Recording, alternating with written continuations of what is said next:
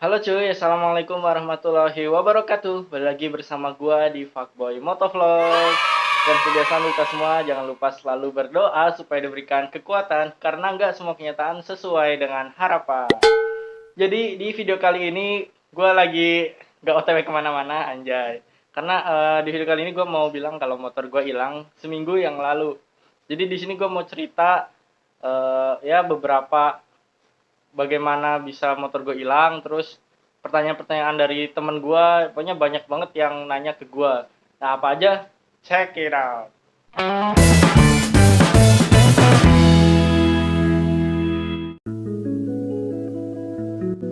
Nah, pertanyaan yang pertama yang paling sering ditanyain itu adalah di mana hilangnya, terus jam berapa gitu kan. Nah, jadi motor gue hilang itu di kos-kosan gue. Jadi gue ngekos di daerah Teluk Jambe lah, deket Galuh Mas lah intinya ya, di Kerawang. Terus hilangnya itu kurang lebih sekitar jam 10.20 guys. Nah, itu kondisinya emang lagi sepi. Nah, pertanyaan nomor 2 yang paling sering ditanya itu adalah gimana aku bisa hilang gitu kan. Nah, di sini gue mau ceritain. Jadi posisi motor gue itu yang pertama dikunci stang, terus kemudian di kos-kosan gue itu ada parkiran khusus motor. Nah, tapi biasanya orang kos-kosan itu dia pada parkir ada yang di bawah tangga, terus ada yang di depan kosan. Nah, jadi kamar gue kan di lantai 2. Jadi gue parkirnya gue di bawah tangga. Nah, kondisi kos-kosan sendiri itu ada CCTV-nya, guys. Terus biasanya itu juga ada yang jaga. Jadi secara aturan harusnya itu kagak bisa dimaling karena kondisinya itu emang aman sebenarnya. Yang berikutnya, kok bisa sih kemalingan? Nah, dari ceritanya itu kan kejadian itu hari Senin minggu kemarin ya. Itu posisi gue itu masuk shift malam. Nah, jadi hari Senin pagi tuh gue ya kagak berangkat kerja, gue di kosan aja. Gue itu tidur. Nah, sebenarnya gue sempat bangun subuh sekitar jam setengah 5, jam 5 lah. Terus habis itu kan gue merem lagi, gue bangun sekitar jam 8. Nah, di jam 8 itu terus gue tidur lagi kan. Tahu-tahu gue bangun itu jam 11 lewat siang itu kan. Nah, gue itu malamnya itu planning pagi hari itu gue mau ngebenerin voltmeter di motor gue, mau gue ganti. Nah, tapi pas paginya gue bangun jam 8, gue tuh masih mager, jadinya udahlah tidur aja ntar siang gitu kan. Nah, pas gue bangun jam 11, gue udah siap nih, udah beres-beres di kamar, udah gue bawa kunci, tinggal gue mau ganti voltmeter. Nah, pas gue turun tangga, gue ngeliat, lah kok motor gue hilang gitu kan. Ini siapa yang mindahin gitu. Nah, terus gue keliling tuh ke kosan, yang pertama gue ke parkiran dulu, parkiran motor, siapa tahu kan ada yang mindahin motor gue ya. Terus gue ke situ, lah motor gue kok nggak ada juga gitu kan. Nah, di situ gue masih gue masih tenang, masih belum kepikiran aneh-aneh kan.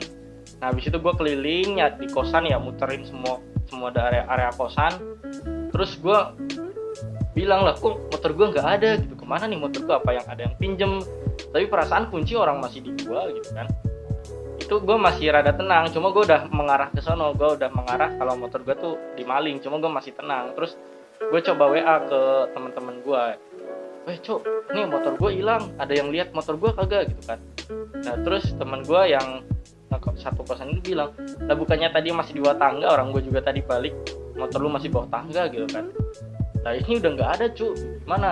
Terus temen yang gue itu keluar kamar, terus kita berdua ngobrol, itu motor gue hilang. Nah, terus teman yang lain juga ikut nimbrung di WA, lah bisa-bisanya hilang, masa sih orang tadi aja masih di situ. Nah, akhirnya teman gue beberapa yang dari beda kosan juga datang ke kosan gue, motor gue hilang. Terus gue coba ini gedor-gedor ke temen gue yang satu kosan juga, kagak bangun, mungkin lagi tidur kan. Udah, gue sama teman-teman langsung ayo ke CCTV lihat gitu kan. Kita OTW ke CCTV, ternyata motor gue itu dimaling. Nah, gimana kok bisa tahu motor gue dimaling? Nah, jadi gue kan yang udah gue ceritain tadi, gue lihat di CCTV. Nah, ternyata malingnya itu maling 2 motor sekaligus guys. Jadi yang pertama itu itu kejadiannya jam 10:09. Nah itu maling dateng, terus di gua kan kosan gue tuh ada satu jalur doang buat keluar masuk. Cuman di sisi yang lain itu ada celah juga bisa buat masuk, maksudnya antara dua kamar itu masih bisa buat jalan, buat lewat, tapi motor nggak bisa gitu kan. Nah ternyata malingnya itu berhentinya itu di situ. Jadi malingnya itu boncengan, naik motor Beat warna putih. Nah berhenti di pojokan kosan yang nggak kesorot CCTV di situ. Nah dia masuk ke situ, dia keliling-keliling dulu tuh si maling, ibaratnya nyari mangsa lah, milih nih motor mana, terus lihat kondisi gitu kan. Nah terus ada satu motor Beat warna putih biru kagak dikunci stang di parkiran. Nah udahlah itu si maling ngambil motor itu dulu jam 10:09 itu. Si maling ngambil motor Beat warna putih biru, terus si malingnya pergi sama temennya tadi yang boncengan keluar tuh. Nah mungkin itu motor dititipin dulu ke temennya, dia bawa gerombolan. Nah selang 10 menit jam 10:20 itu malingnya balik lagi ke kosan gua. Nah terus langsung eksekusi motor gua di situ. Makanya di videonya itu kelihatannya motor gua udah jadi inceran ya, karena emang inceran kedua motor gua dimaling terus dibawa kabur.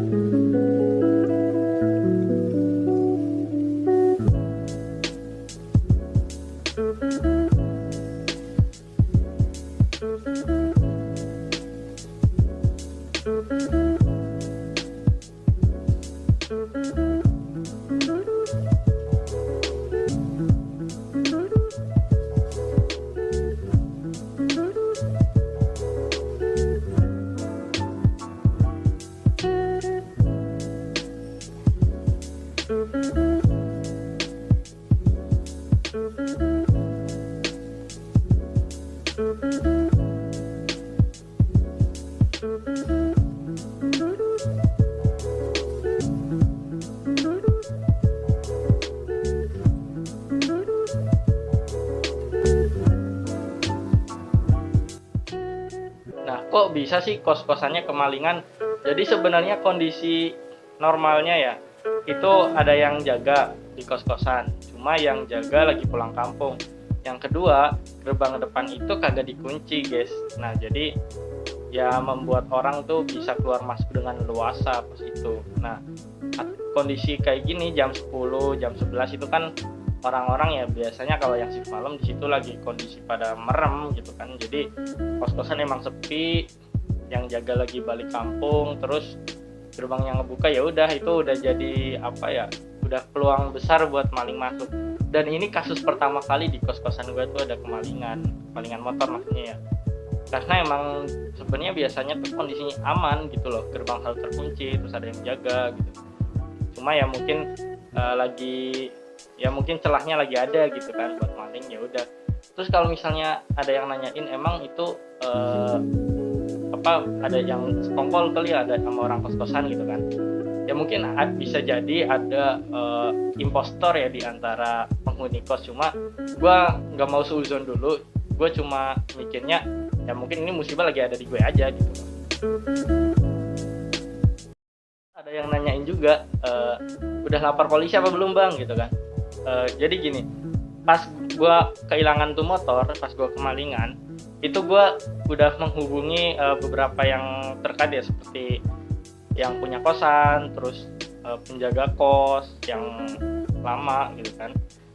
Terus gue kontak ke bapak gue, ke saudara gue juga, ke teman-teman gue. Nah, gue sempat minta masukan ke beberapa orang yang udah pengalaman, terus gue minta saran gimana.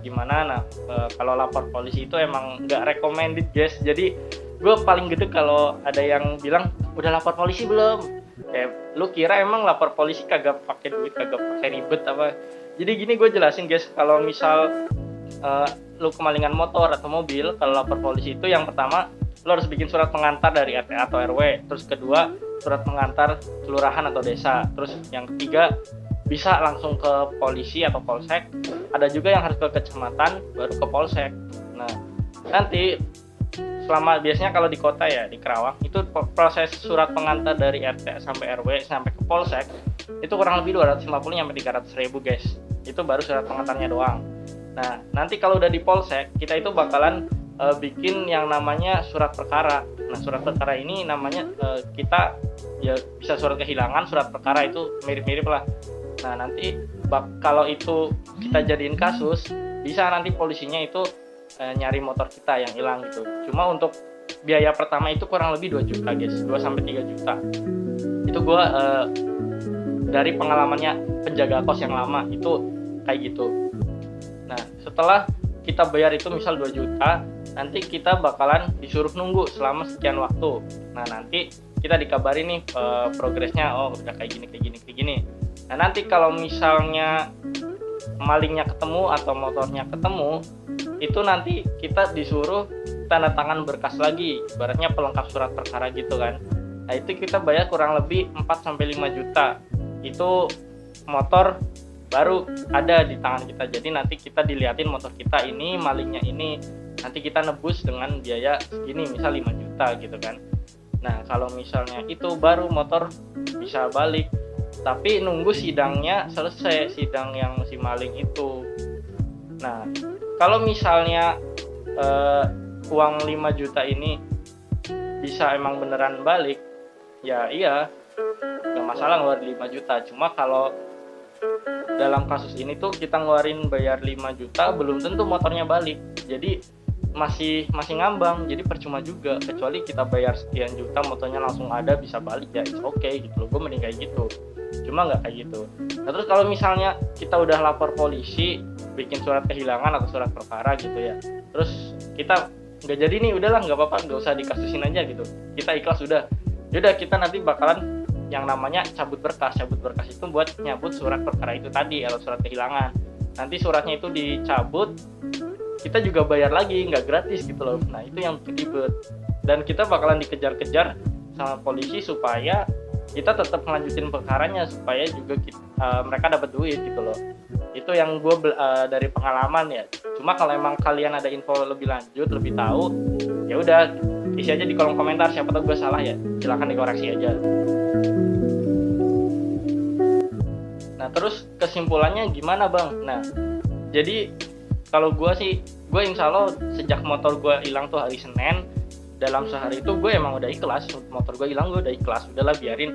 Sebenarnya gue kalau masalah harta mah udahlah gue ikhlasin aja, masih bisa dicari lagi kok gitu kan. Cuma yang bikin gue nggak tenang itu apa ya namanya, lu udah sayang banget sama tuh motor, udah lu modifin, udah menemani keseharian lu ngevlog segala macem, itu ibaratnya udah klop lah sama hati lu, udah mendarah daging sama hati lu tuh motor ya. Meskipun bukan berarti kita ujub ya, cuma ya kita udah seneng banget sama tuh barang, tapi barang itu hilang gitu. Pasti buat move on itu susah banget, lebih susah daripada move onnya cewek anjay.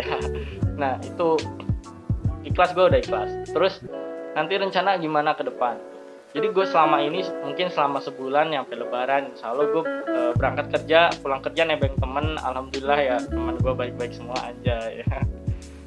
Itu gue nebeng temen buat beli motor. Gue masih bimbang antara gue kan emang udah seneng banget sama CB gitu ya. Sebenarnya gue senang juga sama motor-motor fairing, cuma gue lebih senang motor naked. Ya udah paling antara gue beli CB lagi atau gue ganti ke Matic mungkin gue pengen Scoopy yang keyless. Cuma gue masih mikir-mikir lah, gue masih dalam tahap menenangkan diri gue dulu biar gue bisa mikir lebih jernih lagi buat pertimbangin semuanya ke depan. Dan gue juga diskusi sama keluarga gue dulu. Ya udah nanti gue beli motor apa ya itu ntar lah, gampang. Masalah beli motor mah ibaratnya udahlah gampang, pasti kebeli kok. Cuma proses mikirnya itu yang butuh pertimbangan dari banyak faktor guys. Oke, mungkin gitu aja video gue, cerita gue tentang kehilangan motor. Dan satu tips buat kalian semua, itu kalau misalnya motor pengen aman itu cakramnya jangan digembok, tapi dipakai baut 10, baut Amamur. Karena maling itu nggak bakal bawa baut nggak bakal bawa kunci pas atau kunci ring gitu, kunci kayak gitu. Tapi kalau kita pakai gembok itu masih bisa dipakai cairan guys, atau enggak pakai kawat gitu itu masih bisa diakalin sama maling, tapi kalau baut itu susah. Oke, ini aja video gue. Thank you buat teman nonton, jangan lupa klik like, comment, share, dan subscribe channel gue sebagai lulusan video, and bye bye.